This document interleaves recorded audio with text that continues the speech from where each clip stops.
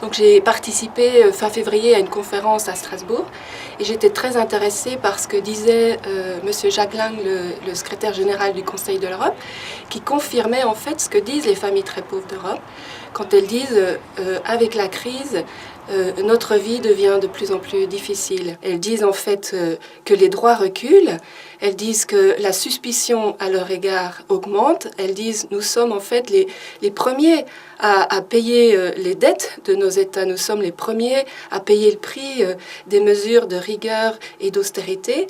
Et M. Jacques Lang exprimait que les efforts des pauvres à eux seuls ne suffiront pas, c'est de la responsabilité des États de mettre en œuvre des politiques de lutte contre la pauvreté et de garantir que les droits soient vraiment garantis à tous les citoyens. On peut dire que ce partenariat entre des personnes parmi les plus défavorisées d'Europe.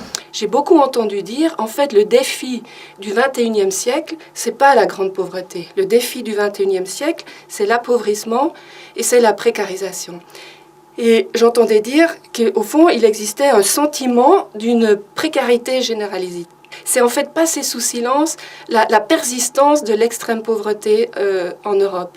Et donc ce discours n'est pas nouveau, mais il est dangereux, parce qu'il continue à propager dans nos sociétés un climat de crainte, d'inquiétude, de pessimisme. On va diminuer la pauvreté de 50%, c'est ce qu'on dit par exemple avec les objectifs du millénaire, où on dit on va sortir de la pauvreté 20 millions des Européens. Ça c'est dans la stratégie 2020 au niveau de l'Union européenne. Mais tant qu'on dit des choses comme ça, on laisse entendre à la fois aux familles très pauvres, mais aussi à l'ensemble de la population, que certains peuvent être abandonnés. Et ça, c'est une menace pour chacun dans une société. Ça crée de la crainte pour chacun. Ça ne crée pas cette sécurité qui permet aussi d'oser, y compris face aux crises, d'oser ensemble, parce qu'on sait qu'on va être solidaires les uns des autres et qu'on ne se laissera pas tomber.